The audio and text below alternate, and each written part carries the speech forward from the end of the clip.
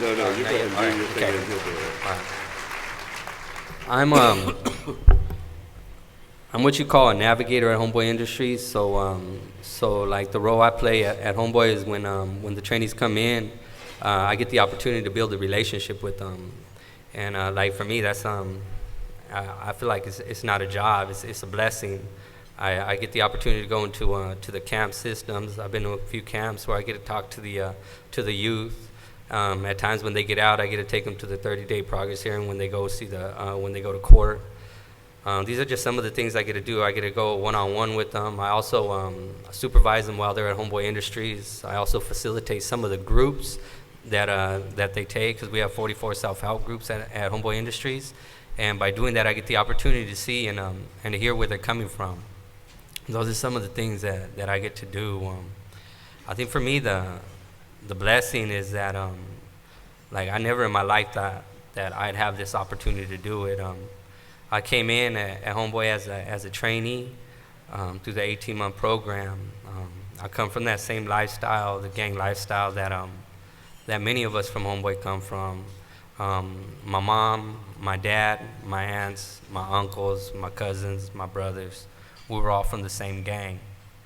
And it was never about the gang, it was where we all grew up at. My mom grew up there, my dad, my aunts, my uncles, and so forth.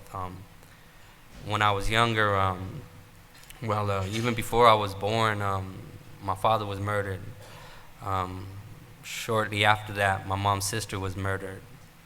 And like at that time, a lot of stuff was going on. My mom was going through a lot. Her brother was sentenced to life without. And she ended up marrying her best friend like a few years later. And at that time, it was my stepdad, Richard. To me, he's my dad, the only father I've ever known. At that time, he was originally sentenced to death row, but the death penalty was ruled unconstitutional in the 70s. So everybody who was on death row ended up with life in prison. So for 30-some years, my mom stayed with my dad. And so throughout the time growing up, we always moved to different places, up north, down south. Every time we'd end up losing our apartment or whatever, we moved back to my grandma's house or the garage.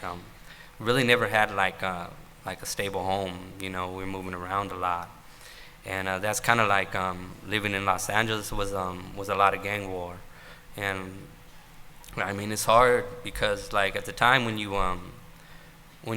a part of that, you don't want to be a part of it, and you don't want nothing to do with it. Growing up, for a lot of people on the outside looking in, it sees different, but when you're on the inside looking out, you see it for what it is, and that lifestyle comes with a lot of pain. I remember growing up, we've been at the house where we had all the outside of the house, the lights always on, and the inside of the house, the lights all off.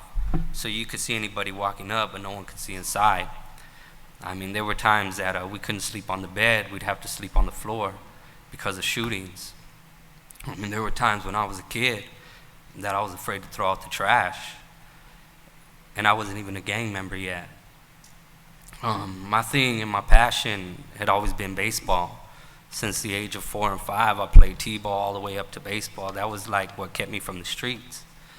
When I was 10 years old, my uncle was, we went to a party and a man was murdered, and my uncle was also shot 7 times, and he was left in the middle of the street. And shit like stuff like that, for me, I hated it. I hated everything to do with it. And little by little, that's what I became. I was 11 years old. My brother was murdered at the age of 15 years old behind gang violence. They opened him up with that AK-47 and took his life at 15. I started to get more and more and more and started becoming a follower. And I started to get involved in that lifestyle. And by the time I was 14 years old, I was fully involved. And my mom didn't know what to do with me no more. And she told me, either you leave this lifestyle, you leave that gang, or you get out of my house. But I'm not going to sit here and have you in this home and not knowing what's going on. I don't want this for you. Whatever choices we made, I don't want that to be your choice no more. And at the time, like, I had already so much resentment and a lot of anger, and I thought to myself, well, like, how are you gonna put this on me? You know, Ma, like, everybody from the families from the neighborhood, why are you putting it on me now not to be? You know, I mean, even my dad, like, was from the neighborhood, you know, and she gave me a choice, and I chose to leave the house. So at 14 years old, I started running the streets. Like, a lot of people would tell you you're homeless, but like, for me, I wasn't homeless. I had like a lot of houses to go to, you know. I had homeboys on different streets, different places, my grandma's house, so I would bounce around. But the more and more and more I started to get more involved in the lifestyle. But I always try to hold on to baseball. Like, that was my thing, like kept me like away from the streets. But when you hit high school, you gotta have a certain grade point average to play baseball for the schools. And there was like a silent secret that people didn't know, is that I didn't know how to read. I can count real good, so like I could cover it up, but when it came to reading, I didn't know nothing about it. So little by little, like, school, I didn't have no desire to be in school, so I started hanging out with my cousins on the streets. And all my cousins, all my family was from the neighborhood. And little by little, I just got more and more involved. You see, I've always had the big heart. I was always the one that said, nah, don't mess with him. Nah, leave him alone. Nah, don't do that. But little by little, all that stuff started going away. It was like a cloud, like covering the sun. That's like the pain, like covering my heart. By the time I was 17 years old, I was sentenced to life in prison. I went through a fitness hearing, a 707, where they charged me as an adult. I never in my life thought that I have the opportunity to come home. Never in my life did I think I'd have the opportunity to do that I'm doing now, like working with Julio and people like that. While I was in there, I met my dad in there, and I spent time in a cell with him. And I was able to start to transform my life. I was able to start seeing different. I was able to get like hope. I started to see things beyond. I started to educate myself. Got my GED, started picking up trades, and I started working on myself. And little by little, I started to believe, why not me? Why does it always have to be somebody else? Why can't good happen to me too? And then little by little, I started to believe. I started to work more on myself and more, and things started to change in the system. And my dad, he had died. He had spent 35 years in prison, and he was dying. And on compassionate release, he had got the opportunity to go home. And my mom stayed with him all them years, and he clocked out at 10 in the morning. They brought him with the ambulance to see my mom at the house, and at 10 o'clock that night, he passed away on the couch. And I told myself, I'm gonna come home, and I'm gonna make a difference. And I had heard of Homeboy Industries through CGA. I was going to one of the little groups there, and my dad had always talking about it, and it was for gang members. It was something designed to help gang members. And I thought to myself, well, that's me. I've never had a drug problem. I've never had an alcohol problem. I've had a gang problem. So I started to look into that, and when I went to my hearing, I wrote a letter, and asking like for the services and things like that, and I got a letter back, and they had offered me a job, the self-help and all those things, and I was like, man, like, if I get out, I'm gonna work for Homeboy Industries. And then that day came, and it was a year later, and I remember I was nervous. I was like, man, well, I got an opportunity. I wonder if G even knows, like, he signed that letter, you know? I was like, does he even know about this?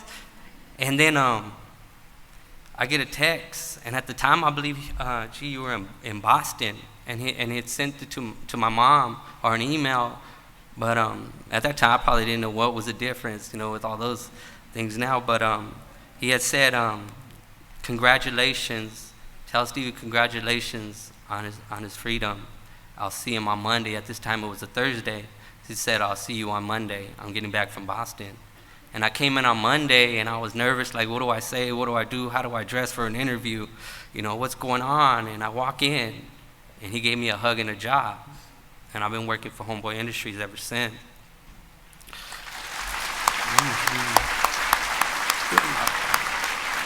I want to share something because I've had many opportunities, and like nothing is in vain.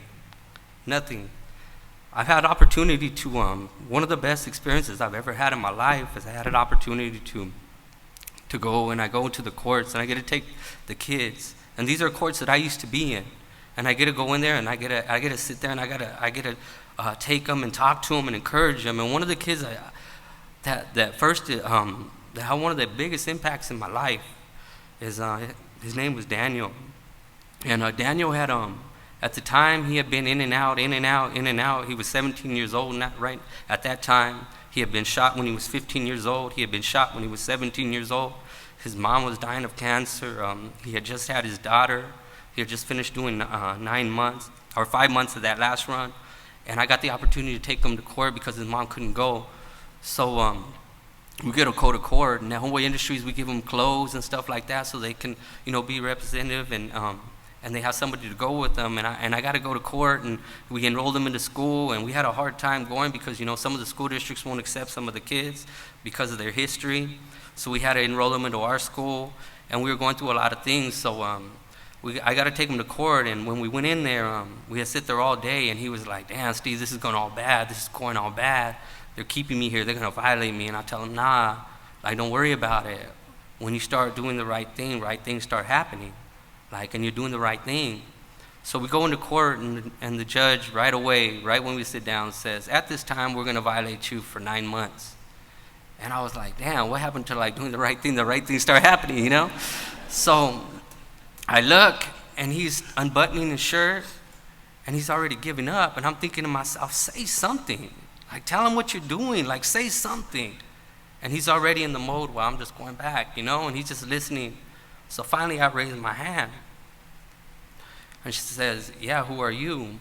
And I tell her my name is Steve, and I'm a navigator, I mentor Daniel at Homeboy Industries. And at that time they were violating him for 3 reasons. 1, he wasn't in school within 72 hours. 2, he missed 2 days of work. And 3, he was around gang members. And I had raised my hand, and I said, I just want to say that I understand that he hadn't been in school within the 72 hours, and I understand what he's doing. But what I don't understand is what's not on record. And what's not on record is he was enrolled in the school within the 72 hours, but he had to go to our school because the other school districts wouldn't accept him. And we didn't have no room in our school, so we kept him at Homeboy Industries. And every day he would work until from 8:30 in the morning till 1, and then he'd do his homework from 1 to 5. And every day he would leave. He has a gang injunction, so every day he would leave Homeboy Industries, he'd have to call his probation officer. And we'd get home, he would have to call his probation officer. Why wasn't that on record? As far as the days he missed from work, we know that to be true because he was with his daughter in the hospital. We have that. Why isn't that on record? We gave that. And the third thing is he was around gang members, and the gang members he's around is his rival enemies. He should be commended for that, not disciplined for it. And the judge says, "Thank your navigator right here. He just saved you 9 months of your life. You weren't going to get back."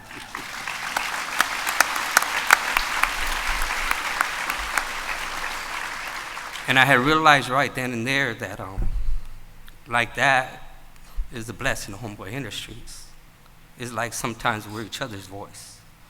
And at the same time I experience those moments like that, there's other times that I experience things in the reality of what we go home to. And I know it's really easy to judge and say, how can a kid like him commit a violent crime? How can he be involved in gangs?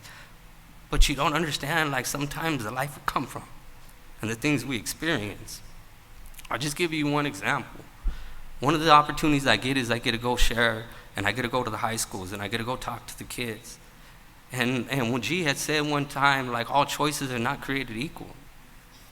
And that's the absolute truth. This school I went to was in the south of LA, and I go in there, and normally you go into a school and you see a secretary sitting right there on the thing, and say, "Hi, how may I help you? Who you here to see?" But as I go into school, they buzz you in. Now, this is a regular high school, and you walk in there, and you walk into the school, and it's not a secretary sitting right there, it's a police officer. And this police officer is saying, "Yeah, what are you here for?" "I'm here for speaking engagement. I'm here from Homeboy Industries." And he says, "Okay." And then he calls an escort, and it's another police officer.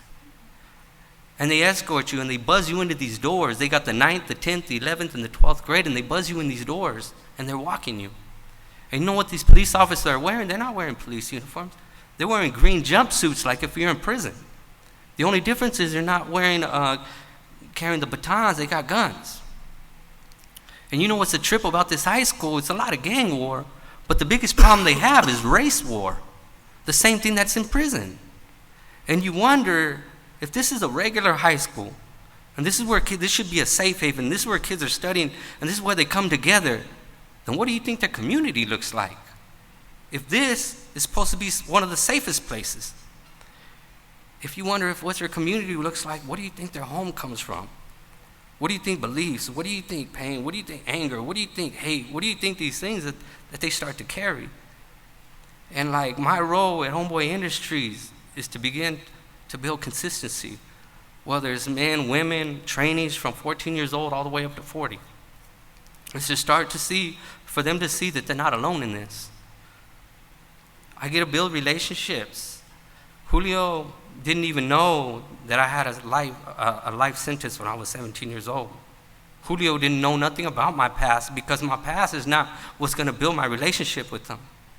Hope, encouragement, empowerment, believing in is what brings us together, what G would say is kinship. And this is the opportunities I get now at Homeboy Industries.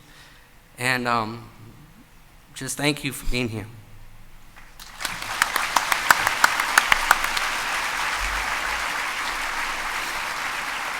Right, Julio? Hi everyone, I'm Julio Martinez. I'm from Homeboy Industries.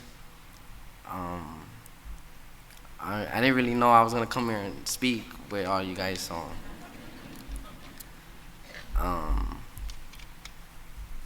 well, I just recently got released from camp, and I'm working at Homeboys with Steve and my case manager Aaron.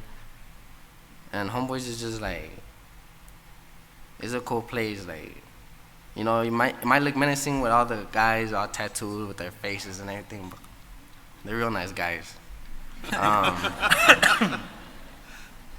And they just like, it's like a big family. Like, everyone looks out for everyone, and like they'll have your back, like with anything. And like I feel wanted right there. Like it's like the best feeling, you know, when you're wanted. Everyone's like kind of the same as you and everything.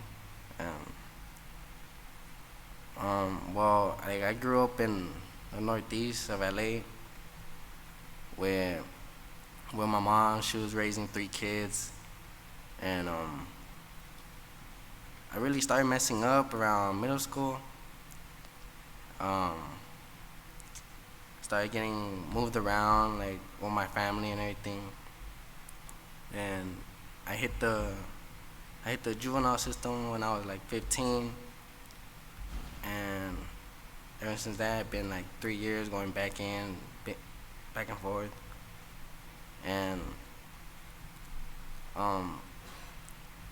like it's hard, like going inside jail and everything. It's hard, but having like resources like Homeboys to help you out is like a real good relief, like off your shoulders, that they got you and they're gonna make sure that you need and you're getting what you need. And yeah, like I'm really stuck. That's good, son. Well, maybe with some questions too, we can prime the pump a little bit about what might be of interest to folks here. I know they have people walking around with microphones. They have and questions. you raise your hand and someone will. Yeah.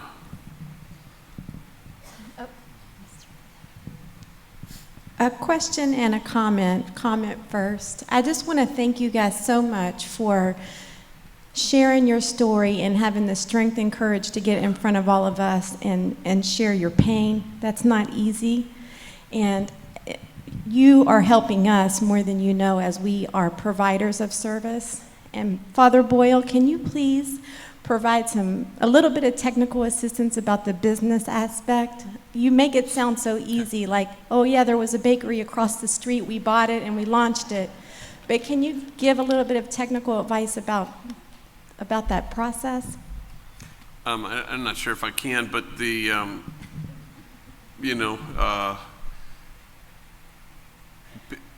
so we have a lot of times people were kind of wanting us to start, franchise Homeboy, and the first request happened in 2008. We remember it, all of us there well, when Wichita, the entire city of Wichita, showed up and wanted us to kind of airlift Homeboy into Wichita. And we sort of decided at that point that we wanted to offer technical assistance as opposed to becoming the McDonald's of gang intervention programs, with over 50 billion gang members served, So, and we think that the reason why Homeboy worked was because it was born from below. And so it had a kind of an investment from the community. So now we've helped, there are 46 programs in the United States and 11 outside of the country. And we call this network the Global Homeboy Network. And from Glasgow to Guatemala to, I was just in Glasgow, and they have a program there called Braveheart Industries, So a lot of them begin with restaurants, and restaurants are really hard, but everybody wants to do them, because it's kind of a sexy thing. And but you have to deal with the health department, and I always kind of say, don't try this at home. But like the Homeboy Silk Screen, that's the best business. That's been going on for 21 years now. It brings in money. Thousands of gang members have gone through there. And it's just a good business because it's recession proof even. If everybody needs a t-shirt for their 5K run or their family reunion or whatever. But anyway, it's always the balancing act between training program and business.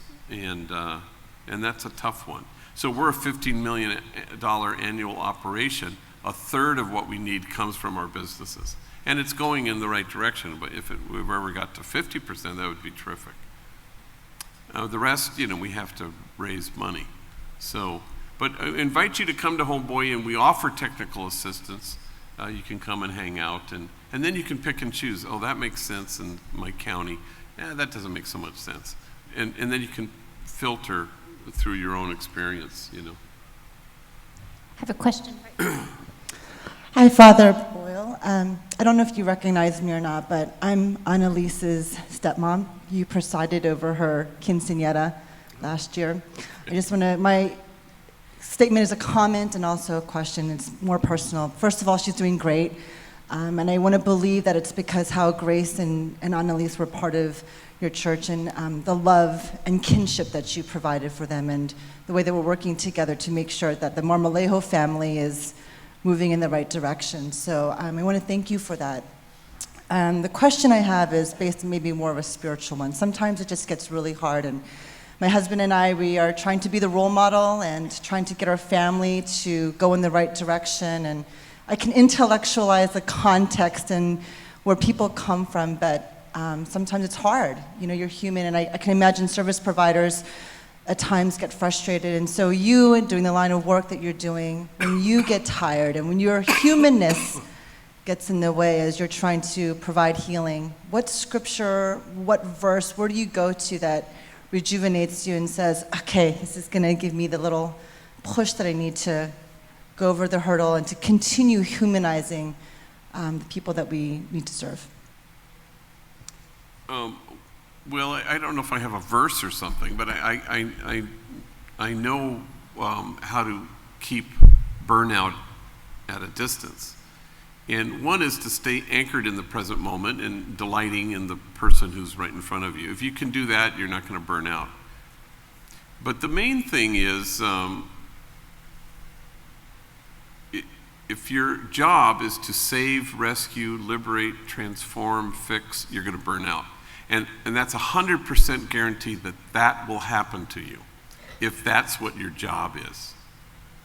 So years ago, a homie named Lulu who worked, I knew him, a kid in the gang member. He was selling crack cocaine, and then all of a sudden he became his own best customer. And so I'd say, Lulu, it's time for you need to go to rehab. No, I'm okay. And finally it got so bad, he goes, yeah, I want to go to rehab. So I drove him to this mountaintop some distance from Los Angeles, and he began his recovery. 30 days later, his kid brother, Eric, did something that gang members don't do, and he put a gun to his head and he killed himself. So I called Lulu, I told him, he was devastated. I said, I'm gonna come pick you up for the funeral, but I'm gonna drive you right back. And he goes, I want you to. I like how recovery feels.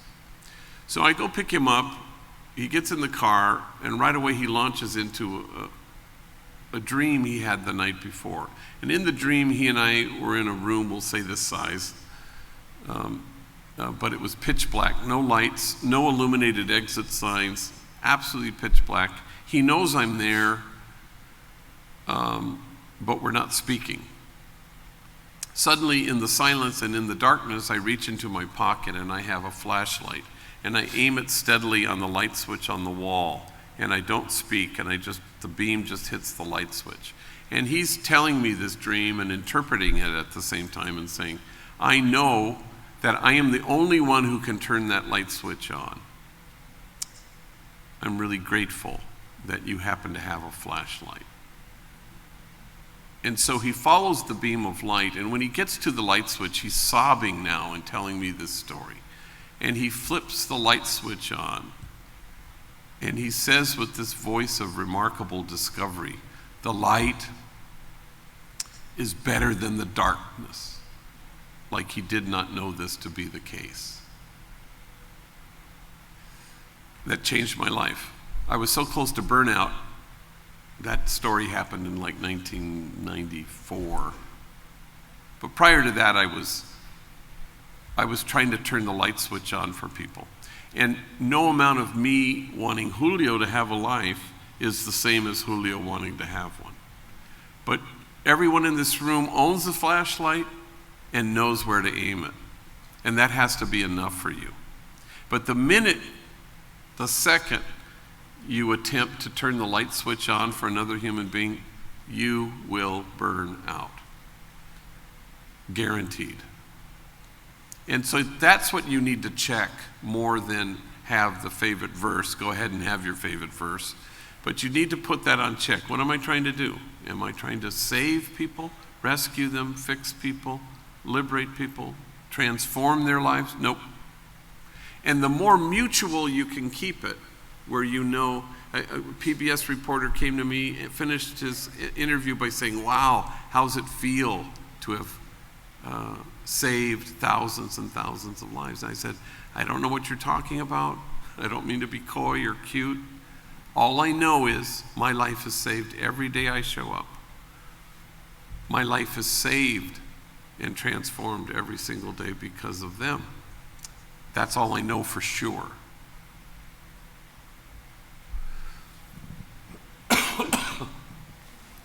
I just want to commend you men for coming to speak with us.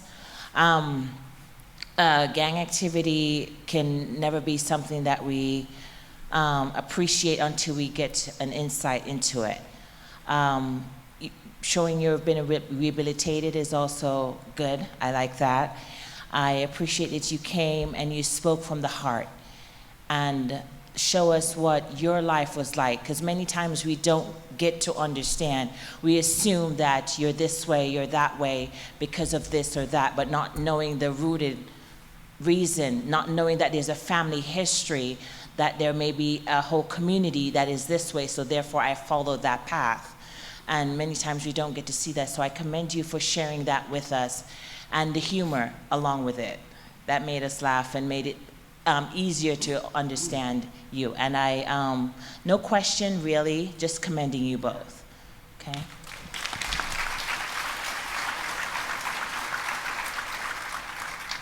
Father Doyle, gentlemen, first, thank you so much for the service you're providing to students. It's really great to hear that taking place.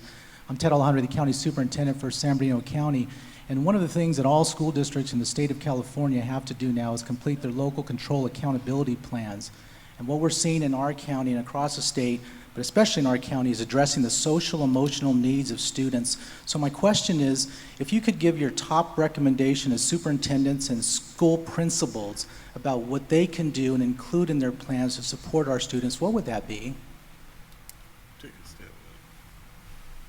I think I'll share like a personal experience when I ended up in prison. I had left 2 boys behind, and they were little at the time. Eventually, me gone, they were still part of that lifestyle. You know, what's the trip is our parents' choices, like my choices affected them, just like some of my parents' choices affected me.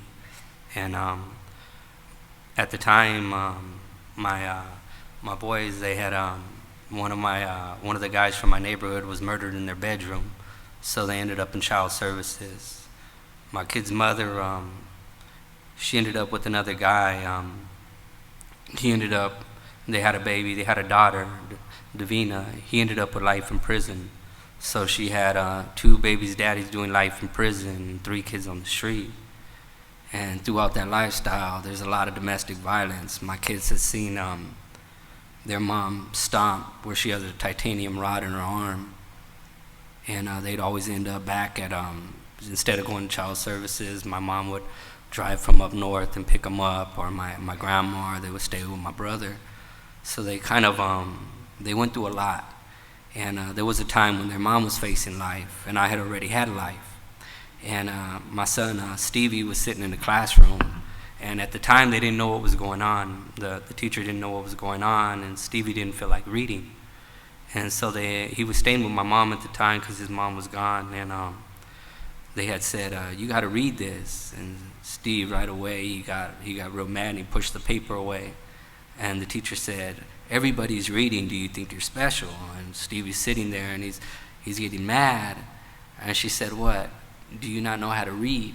And he started to get teared up. He was getting mad. And she said, without even knowing, are you crying? In front of the class. And he flashed. He grabbed the chairs and he started throwing them.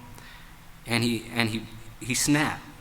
They couldn't calm him down. Nobody could calm him down. It took them 15 minutes from my mom to come from work to get over there to calm him down. Because they didn't understand, they didn't know what was going on. I say this to say, years later, they're both in college. Both of my sons graduated.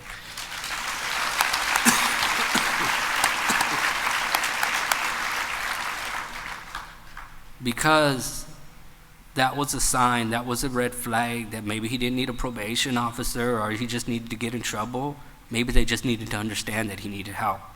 And they were able to get him the resources. And that's like one of a few kids, and some kids that we don't really understand what's going on. And I wonder if we were able to catch them on time, and we were able to get an understanding of where they're coming from and things like that. And teachers will get a better relationship, whether it's not with just the kids, but with the parents or what's going on. I wonder how much that would change. I mean, my kids were blessed because they had the opportunity. When their mother came home, she couldn't go back to the neighborhood, or she couldn't get back custody of my kids. So she had to move up north. So my kids got the opportunity to make it. Had they lived in the same neighborhood I grew up in, had their choices, would they have been different? You know, it's messed up to say, but they would have. And so I would say, like, what I see is maybe like so much as the teachers and everything start to build a stronger relationship within the family structure as well, not just the students.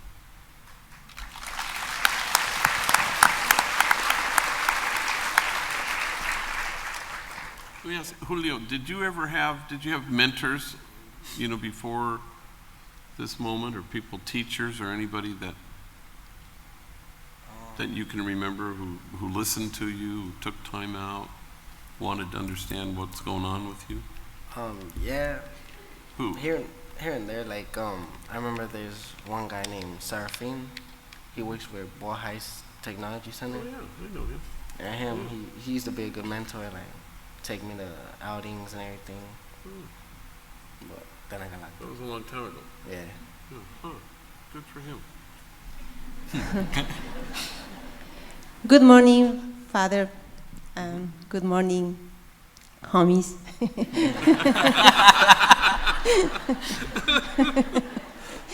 Well, I have a son who has a great collection of them, and they definitely are looking forward to work in that area. I'm very impressed for the whole presentation and your sharing from your heart. And I'm pretty sure we all here feel that and respect each one of you. And this question is actually for Father Boyle. Working with the gang members is definitely requires a very special qualities, I would say, as a person. And in what moment is that you lose that fear of working with a group that is, that is special, because the fear of you can be killed. If they're being with drugs, they can act in a way that is not safe. In our field, that we're exposed to many fears every day, we also try to make sure that we are safe. That way we can continue working. So how is that you were able to cross that line?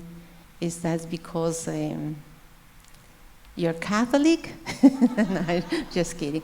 It's because it's is that something that is innate in you, or you develop that based on what? I don't know if my question makes sense. Yeah, sure it does. I don't think there's anything rarefied or special, and I'll be honest with you on that.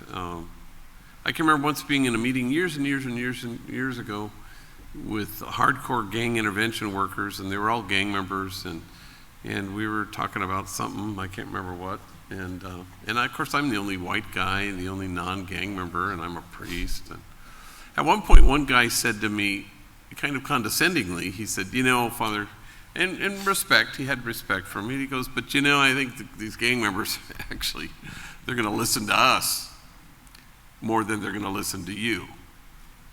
And I remember saying at the time, I said, if the task is talking to gang members, you're probably right. But lucky for all of us, the task is listening to gang members. And who's qualified to do that? Go ahead and check. Yeah, if you're the proud owner of a Pulse, you can do that. The problem comes, how do you know if in your county your approach is unhealthy? The minute it becomes rarefied, the minute it becomes specialized, the minute you hear anybody say, step aside, let us handle this, the minute you hear anybody say that, you have now moved into the realm of unhealth. The sheriff began by saying, lots of stakeholders, everybody's involved, that's health. More hands on deck, that's what healthy looks like. The more you think this is rarefied or dangerous or specialized or only a few, and then it becomes self-dramatizing, this is a tough job, somebody's got to do it. I've never felt that about anything I've ever done in my life, that somehow it's dangerous or tough or extraordinary. I've never felt that.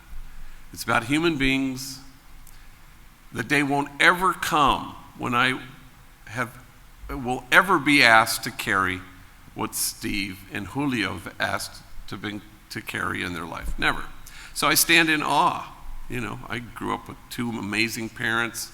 Didn't join a gang not because I'm morally superior, but because there weren't any gangs anywhere near where I lived, And I won the lottery, mental health, I would say, probably, and, loving, amazing, incredible home, and that's just because I won some lottery. It doesn't make me morally superior. Morality has nothing to do with this, and the sooner we can get rid of that, oh my God, that's a huge burden and the dumbest thing around, because then That's what we like. We're human beings. We like to strike the high moral distance, which is the opposite of kinship, and you want to get to this other place. I was we have a council, which is homies and different people who every morning we meet. And this happened some years ago, and I always, it was very educational for me. And some trainee was kind of being a knucklehead, and a little bit like what Steve was talking about, with his son. This is a language, it's an indicator. It's not a problem, it's telling you something's happening. So you want to be attentive. So one of the council members of senior staff, a homie, you know what this guy's problem is? He thinks his shit don't stink. And then Fabian said, no, all he smells is stink. Well, those are same kid, two different ways of seeing it. Obviously, the one that has kind of, the one that strikes the distance. This kid is, the intolerant stance, the judgmental stance, the distancing stance, the moral stance. Obviously, that's the one that's, you can take that to the bank. That's going to be the wrong interpretation. And the only reason Fabian could make that assessment is because he has made friends with his wound. And that's so key, because all we do as a society is despise the broken. What have we done with the broken in the state of California? We've just built prisons. But the minute we can become comfortable, put the welcome mat to our own woundedness and brokenness, watch what will happen. Suddenly you break open, and then compassion is alive and well. Okay, first of all, I want to thank all you gentlemen up there, because it takes a lot of courage, first of all, for the changes that have been made, and we're blessed to have you up there, so thank you. My question is for Julio, so I'll put you on the spot.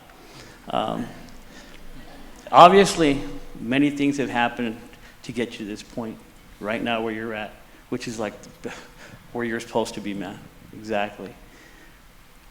What is the biggest change that you've seen in yourself at this point in your life?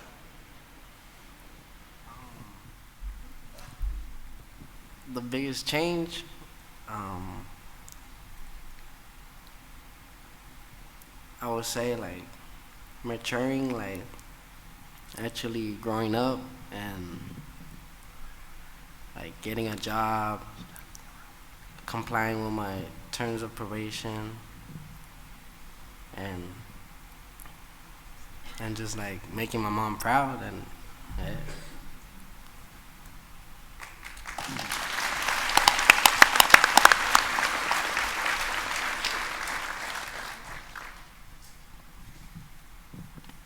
I don't normally talk with these, so I was hoping to ask how you hold the hope, because I just don't know how. So I'm hoping that you can share that. I mean, how do you hold on to hope?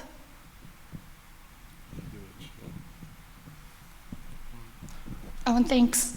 Sure. I feel like you just look around you. Like, I'll tell you, like for me, I work with a lot of the youth, and I also work with a lot of the trainees that are older, and I look to them, and they inspire me.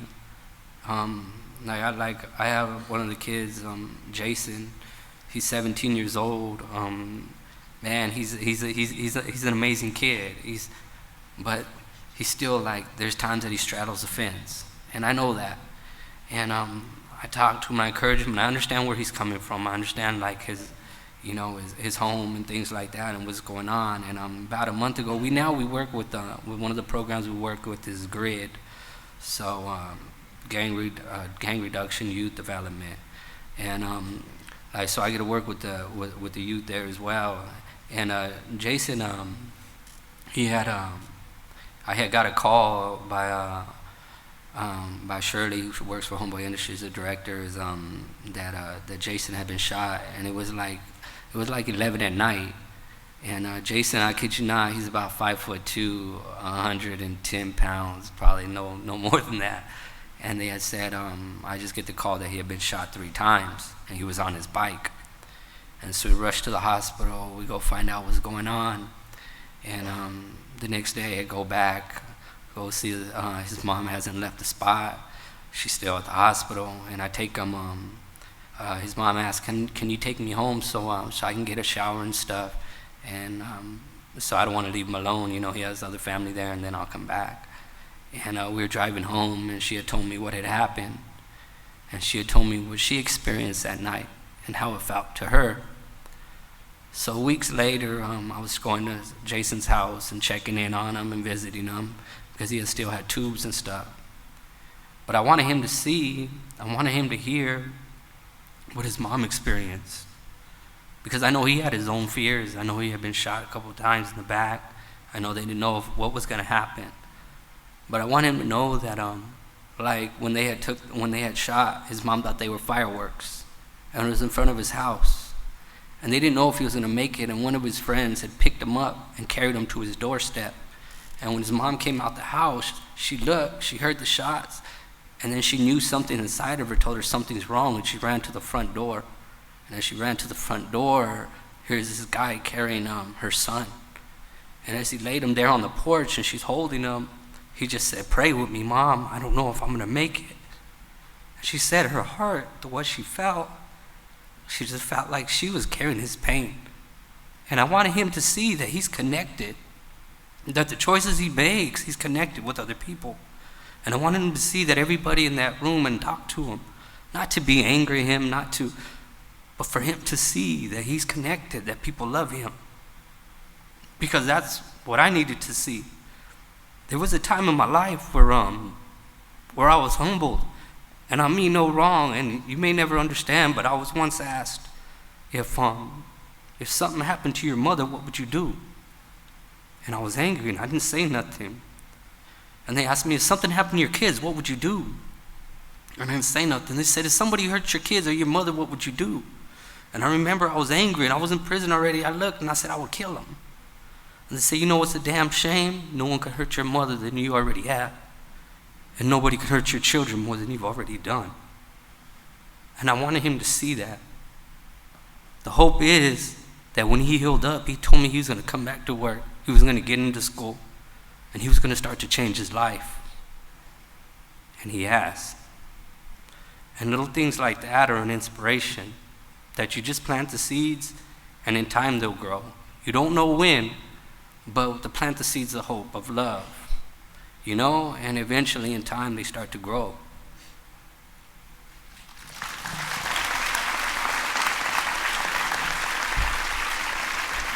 Good morning. Over here. My name is Rebecca. I want to thank you for being here. I have a praise report, and I have 2 questions. My name is Rebecca. I work for a program that used to be a residential program for women. My praise report is that I had a woman who was in and out of the system when she was from 9 years old. She was determined to change her life. She didn't know how. Hooked up in a gang for many, many years and had tattoos all over her face. So Homeboy Industries, I really commend, but we also have homegirls. That's right. And this goes out to my homie. She said, you know, I need a job. And I said, well, you can't get a job looking like that. Nobody's gonna take you unless you work for like a tattoo parlor. And she was like a sponge. What do? I said, do the footwork. These have to come off. If you want them off, I want them off. People label me. I can't walk the street. I said, well, I'll give you 3 ideas on how to do this. Ask people, look on the internet, and then whatever your heart desires, go for it. Because I can't work harder than you. So she called around, looked, she found Homeboy Industries, and she said, you know what, we're going there. And I said, how do you suppose we get there? She said, I don't know, but we're going. Long story short, she made it happen. I transported her over 50 miles, 3 times, like once every 3 weeks. She got lasered, 15 tattoos at a time. My homie was tough. She came out of there, bandaged up, took care of it.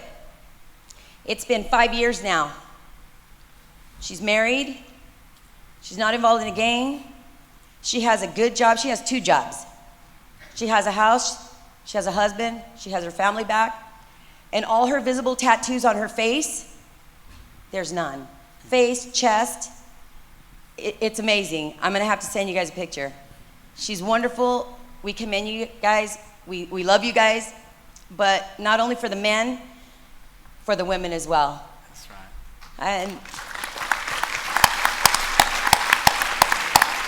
And for Steve, I have a question. What was your moment of clarity? Because we all have a moment of clarity, or we call it something else, a vision, whatever we call it. And then for Father Boyle, when and how can we get you down here in the Inland Empire?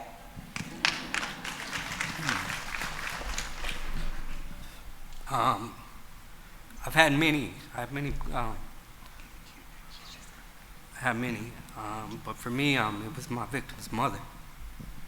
She forgave me for what I have done. And I kid you not, she used to have a baseball picture of him when I used to go to trial, and a big teddy bear. And she used to always tell me, I used to get mad in my mind how sick I was. I used to think she manipulated the jury. He was a gang member. He was tatted up. He would have hurt me just like I would hurt him.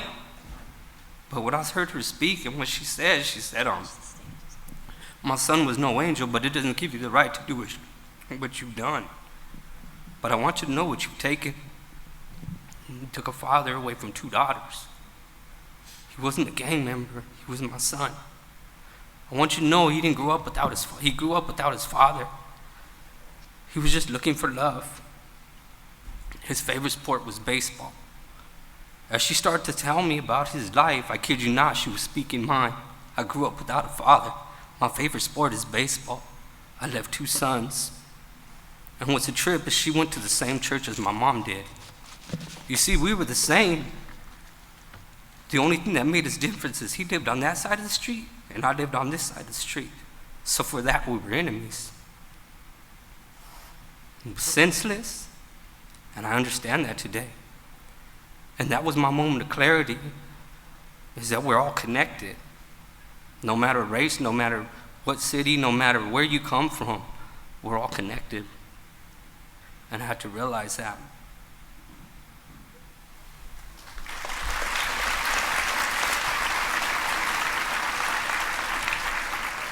We have time for one more question, and then. Oh, sorry, Father Boyle. So, because I'm going to wind down, why don't you go ahead and ask the question? Okay. Thank you. Well, I just wanted to say that we come from San Bernardino High School, and it's known as like a really bad area. So, there's like a lot of negative influences. I just wanted to ask. I'm getting nervous. What advice would you give to the youth who is going through the same struggle as you guys went through?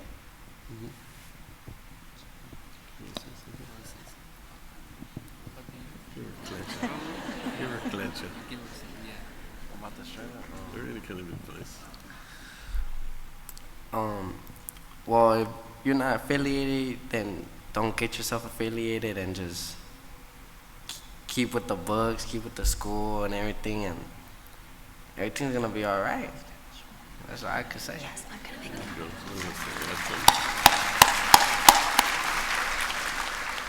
I just feel like at the end of the day, it's just never settled, and that you're more than you can ever imagine, and that no matter what it is, like I've had my little brother is my role model, and that's a damn shame, you know, but he is. He was conceived on a conjugal visit through family visiting, because his dad had life, my dad had life. At the time, my brother was finishing up 16 years. I was finishing up 17, 16 years. His dad had life, and he had many avenues to go left or right, you know, with the whole family and everything, but he chose to stick with school. He chose to better himself.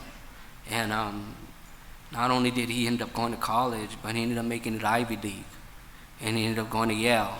And you know what's crazy is what's even more of a trip is he went and he had Stanford, Yale, and Harvard, and he chose Yale because he wants to study divinity. He wants to teach theology. Imagine a kid who grows up in a home, the same home as I did, but made a different choice in his life.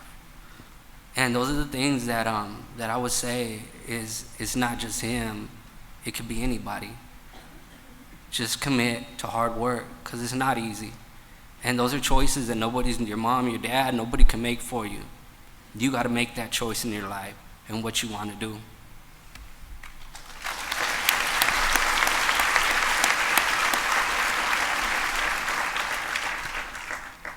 Just two last comments. One, in Los Angeles County, there are 120,000 gang members. 3% of them are female. So it's actually a small percentage. And in fact, it's hard for us at Homegirl Cafe to find homegirls, Everybody is a felon. But it's hard because, female gang members are really hugely traumatized individuals. And so once we get them, we try to keep them because they're precious to us. Just one last image, it relates to hope and somehow understanding how this is mutually transformational. There's a homie named Danny who's 21 years old, but I've known him since he was 15, and a knucklehead. And just so into his neighborhood, and somewhere way back in the back of your mind, he's maybe one of those guys you say, I'm not sure he'll ever be able to turn this ship around. You don't acknowledge that or say that, but you think that sometimes. And in and out of camp, just like Julio, and went to prison, just like Steve. But never stepped foot in my office, never. And then he got out of prison this last time, when he was around 20, I guess. And his mother had cancer, and so he sat by her bed for 6 months and was just so tender with her. And I watched him there. And then after she died, he did something that he had never done before. He walked into my office. And he says, I'm ready. So he's been with us now for some time, maybe 8 months. And he works at our diner. But about 2 months ago, he comes into my office and he just wants to tell me this story. That the day before, he was on the Gold Line, the train, going home, and it was packed. And he had a seat. And right in front of him, hanging onto one of those bars, was a guy who was medio pedo, a little bit drunk, and had some tattoos. So he was a homie, but a little bit older. And Danny has a T-shirt that says Homeboy Industries, huge. And he said, you work there? And Danny said, yeah. And the guy says, is it any good? Helps me. In fact, I don't think I'm ever going to go back to prison because of this place. And then Danny stands and he finds a piece of paper and a pen, and he writes the address of Homeboy Industries. When he's telling me this story, he goes, I couldn't believe I knew it by heart. And he hands the piece of paper to this guy hanging onto the pole. And he says, come by, we'll help you. And the guy studies the piece of paper. And the train stops, and the guy on the pole gets off the train, and Danny sits down. And then he says, what happened next has never happened to me in my whole life. And he says that everybody on the train was looking at him, and everybody on the train was smiling, and everyone on the train was nodding. And then he couldn't speak. He got very emotional. And he said, for the first time in my life, I felt admired.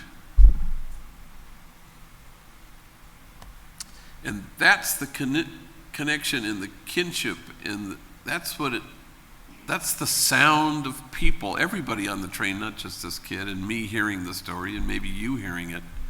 That's the sound of people standing against forgetting that we belong to each other. Thank you very much.